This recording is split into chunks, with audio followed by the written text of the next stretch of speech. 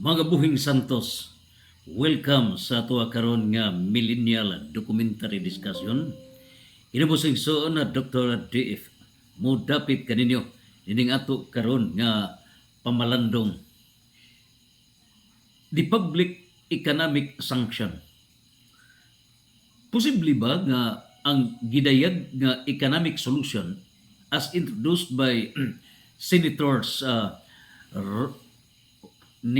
Senador Marcolita ug ingon usab ni Senador Robin Padilla nga dili na angay nga mobayad pa og buhis ang katawhan hangtod iuli sa mga magnanakaw ang pundo kaban ng bayan nga hangtod nga iuli niining Crocodile Congress ug sa mga DPWH ug uban pa nga mga contractors all involved ining paghakot sa bahandi sa katawhan sa nason.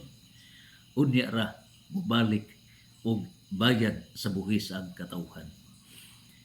Sumao kini ang mga gipadayag gibuhi ang pamulong sa duha ka senador, Senator Marcolita o Senator Robin Padilla. Are they correct? Sakto ba sila? O they are wrong in the right way? Mao kini nga itong mga pamalandungon. Now, kung natong huna-hunaon, they are wrong. Ngano ba? Tungod kay unsaon man pagpadagan sa gobyerno, unsaon man paglihok sa gobyerno, kung walay pundo ang kagamhanan. Unsaon man pagpadayon pagpangalagad sa katawhan sa 7.4 million Filipinos serving the 117 million Filipino people. Kung dili mo hatag og buhis ang katawhan, say for the next year, magkapadagan pa ba ang gobyerno? Doon na pa ba executive department? Doon na pa ba legislative department? Doon na pa ba judicial department? Doon na pa ba local governments nga mahibilin? If ang giingon ni Senador Marcolita o Senador Robin Padilla matinuod kini. So nining puntuha, it seems nga ang gobyerno maparalyze gyud. On the other hand, ang mga laom nga mga manugkaray kung unsa gyud ang dugukan sa gobyerno, nagkapamalandong sila that these two senators are correct. The first reason mao, ang gobyerno, the politics came because of economics. Based on political science, ang gobyerno namugna ni para ma-promote ang economic needs sa katawhan, socio-economic welfare of the people. But where the government servants have failed to perform their role, then it is the right of the employer, the people, mao na'y katungod sa employer nga katawhan, nga dili angay mo sweldo niya ng mga gihatagan o gahom nga inay unta swelduhan gitukob naman inoon sa crocodile ang bahandi sa nason. And so nganong nahitabo kini na matay mga ahensya Department of Finance, unsay function ni ining Department of Finance, unsay functioning Bangko Sentral ng Pilipinas, unsay function ni ining Department of Budget and Management, unsay function ni ini karon National Department of Economy, Planning and Development kaniadto NIDA, unsay function ni ini karon nga Commission on Audit, unsay function nining National NBI, unsay function niini karon nga mga ahensya, tanan nga mga government ahensya sa tibuok kagamhanan, unsay may function niini. for a period of more than 3 years. How come nga wala man kini mabatyagi? Out of 4.56 trillion pesos nga giutang during the time of President BBM, nga miabot ang total nga utang sa nason sa 17.56 trillion pesos. How come nga nalukapa ang nasod nga Pilipinas? So doon nagyoy mga weaknesses matud pa sa mga pro Marcolita and Padilla version.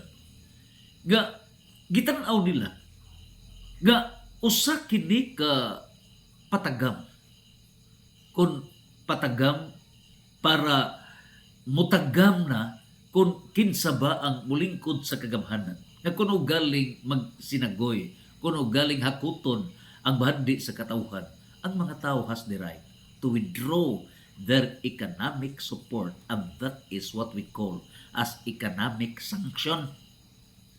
Because politics is a dominant factor. Mo ni muhatag og mga kalagdaan, policies for the welfare of the people. And economics is a determinant factor. Mo ni mo decide. And therefore, if BBM will never step down, then it's the right to self-defense sa katawhan using that economic sanction. And that economic sanction is pursuant to the declaration, a question, inquiry, usa ka pagpadayag ni Senador Marcolita o Senador Padilla nga ang mga tao posible nga dili na mo hatag og buhes ngadto na sa kagamhanan and other fees ug uban pa. So, reason number 1, patagam. And reason number 2, kung patagam kini, nganong nahitabo man tungod sa corrupt voters. O kinsa ang corrupt voters, mga botante. Mao itong mga botante nga nahimong Judas Iscariote, nga mibaligya sa ilahang katungod every election sa nasod nga Pilipinas. Mao nga, we cannot blame this administration exclusively to them because the people are 50% the cause of this problem, and the other 50% is the effectual problem nga maoy gihimo sa administration nga gitawag og crocodile governance. So, reason number 2, dili lang kay ang nangagamhanan mo'y mutagam, kundi patagam sad ni sa mga crocodile voters nga mga oportunista every election nga manghingi sa mga kandidato, unya ang kandidato mapugos sa loan para lang iwilwig sa mga crocodile voters. So, niining tanan, back to zero. Patagam tang tanan, then back to zero. And reason number 3, mao, nga it's a part of justice. Economic justice sa katawhan. Ngano? Kay it would be unjust sa katawhan nga maogyud ang owner of the government. Nga, sayon-sayonon lang paghabwa sa bahandi sa katawhan using the government as a private government of two cousins. Unya na ay mga rimulya nga mga igsuon within the cabinet. So, privatized government. Ang mga Congress, ang lower house, House of Representatives, the Senate, mga igsuon, mga parintig, hapon, privatized government. So, niining tanan, dili ba kini usa ka pamaagi nga doon na say patagam. Patagam sa executive, patagam sa legislative, patagam sa judiciary.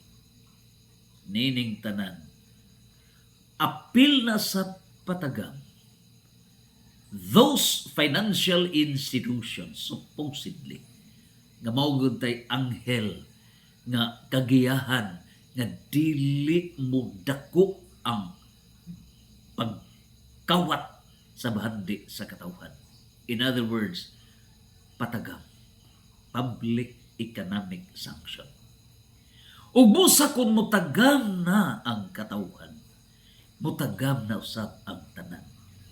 Nining puntuha, we need to have a public repentance. Mao gyud na ang gi-emphasize ni Reverend Father Darwin Gitgano sa Exorcism St. Michael Exorcism Center nga dili mahitabo nga dunay kabag-uhan sa nason. We cannot expect socio-economic progress of our nation unless there is public repentance. Magbasol sa atong Santissima Trinidad, nagalantaw ang Diyos nga mahan nga magbubuhat.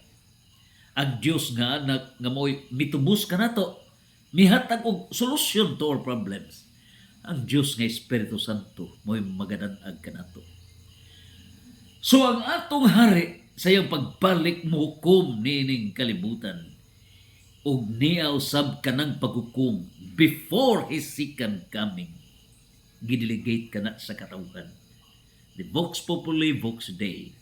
Diha sa 1 Corinto chapter 6 verse 2 to 3, ang katawhan sa Dios, buhing santos nga katawhan sa Dios, mo'y muhukom niining tanan. And so the question, would it be a reality, matuman ba nga dunay mahitabo nga public economic sanction? Kung dili na muhatag og economic support, dili na mubuhis ang katawhan. Kung mahitabo kani, asa mag-isweldo si BBM? Ikaduha, kung mulahutay siya, ang iyang mga sakop, asa man og isweldo. So mapugos yun kinig adto sa mga idolats, all the elective and appointive officials, mapugos yun pagpanguma. So start sa zero. Mangumatang tanan. Aron mo feel sabta unsa di ay ang tinuod nga kinabuhi sa gidaog-daog nga mga katawhan, nga mga farmers, nga wa taga-ig value ang ilang efforts. Grabe ang pagtamak sa katungod sa mga farmers. Dili gani kaigo ang ilahang halin sa humay nga ibaligya niya ng fertilizer nga ilahang gipamalit. Dili kaigo. No government agency nga nag sa pupok kanila para sila mamahimong amugaway. Nothing. Ang sumaw na kini ang mahitabo. Start to zero. Apanining tanan, dili tatalikdan sa Diyos.